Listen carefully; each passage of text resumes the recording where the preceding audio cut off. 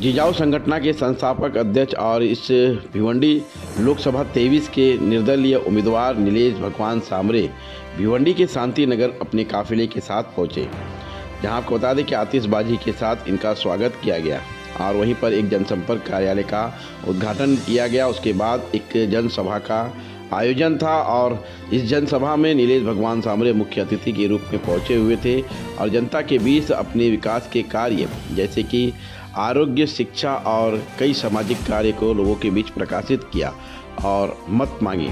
जहां आप तस्वीर में देख सकते हैं कि जवाद चिखलेकर भी उनके साथ में थे, अनिल गायकवाड़ भी वहां पर मौजूद थे। बड़े ही धूमधाम से वहां पर कार्यालय का उद्घाटन किया गया। नीलेश सामरे ने विरोधियों पर निशाना साधा इस मंच से, जहां मुस्लिम बहुमूल्य क्षेत्र यानी कि इलाका होने के कारण शांति नगर के भारी संख्या में मुस्लिम महिलाएं भी वहां पर उपस्थित थी। सभी को नीलेश भगवान सामरे ने संबोधित करते हुए उनसे इस लोकसभा के चुनाव को मद्देनजर रखते हुए मत मांगते हुए भी दिखाई दिए। ऐसे में नीलेश भगवान सामरे ने विरोधियों पर निशाना साधते हुए पत्रकारों को संबोधित किया और क्या कहा, ये सुनते हैं। अहो, या लोकप्रतिनिधी पक्षाच्या लोकांना कळतच नाही ना, या भिवंडी शहरामध्ये 1 लाख लाभार्थी आमचे आहेत, 1 लाख कुटुंब लाभार्थी आहेत आणि आमचं कुटुंब आमच्या बरोबर। आमचा हेतू प्रामाणिकपणे आहे की इथल्या सर्व आमच्या बांधवांना, मग ते आगरी बांधव असतील, मुस्लिम बांधव असतील, दलित बांधव असतील, कुणबी कुठल्याही सर्व समाजाचे असतील, परप्रांतीय असतील, यांना यांच्या आरोग्याबाबत काय केलंय का, यांच्या मुलांच्या शिक्षणाबाबत केलंय का, महिलांच्या रोजगाराबाबत काय केलंय का, किंवा युवांच्या रोजगाराबद्दल कोणीतरी काय काम केले का। फक्त निवडणुका आल्या तर कोणीतरी महाविकास आघाडीच्या नावाने मत मागतो, कोणीतरी युतीच्या नावाने मत मागतो आणि इथल्या गरीब माणसाला तसं सोडून दिलं जातं। आज लूम्स बंद आहेत, कितीतरी वर्ष झाले। टोरंटोचा इतका मोठा विषय आहे।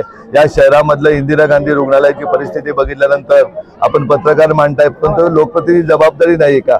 ज्या हॉस्पिटलमध्ये 15 लाख लोकसंख्येचा बळ आहे, त्या हॉस्पिटलमध्ये साधा सर्जन नाहीये, फिजिशियन नाही, पीडियाट्रिशियन नाही, गायनाईक नाहीये। इतकंच नाही तर या शहरामध्ये एवढी बकाळ वस्ती झालेली, इथल्या रोजगाराबाबत काही नाही, इथल्या मुलांच्या शिक्षणाबद्दल अत्यंत दयनीय अवस्था आहे। या सगळ्या अवस्था बदलण्याबाबत गेली जिजाऊ 15 वर्ष काम करते।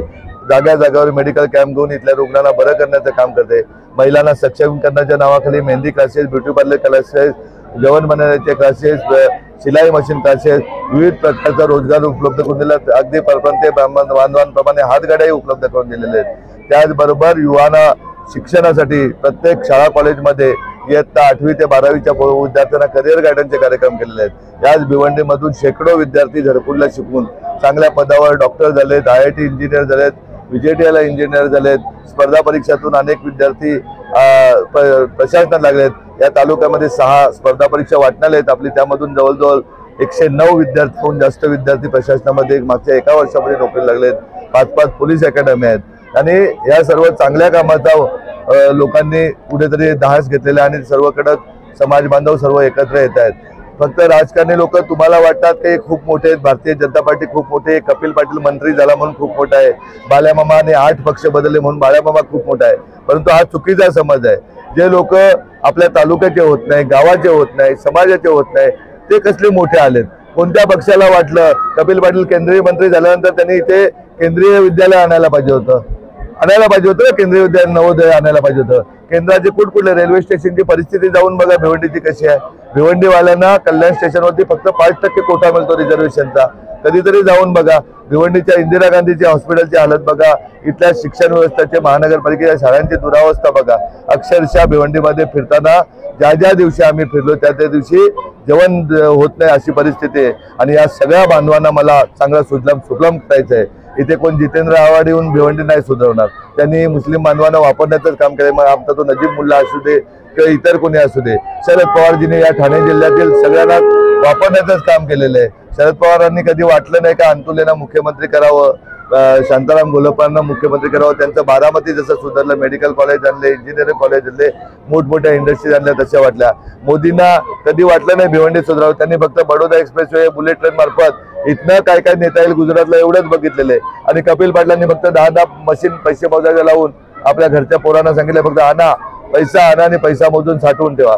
तर आपल्याला सर्वांना विनंती आहे एक चांगलं काम करण्यासाठी, ज्या युवकांनी, ज्या शेतकऱ्याच्या पोरांनी गेले 15 वर्षभर काम केलेले, त्याला चांगली संधी देण्यासाठी भिवंडीकरांना सर्वांना कळकळीची विनंती आहे का आपण एक मताने सर्वांनी, मी काँग्रेसवासीच असल्याने तुम्ही माझ्या पाठीमागे ठामपणे उभे राहा आणि आपले निशाणे शिलाई मशीन ज्या 35,000 भगिनींना आम्ही शिलाई मशीन देऊन स्वतःच्या पायावर उभं केलंय। जवळजवळ 1.5 ते 2 लाख भगिनींना शिलाई मशीनचं ट्रेनिंग देऊन उभं केलेलं आहे।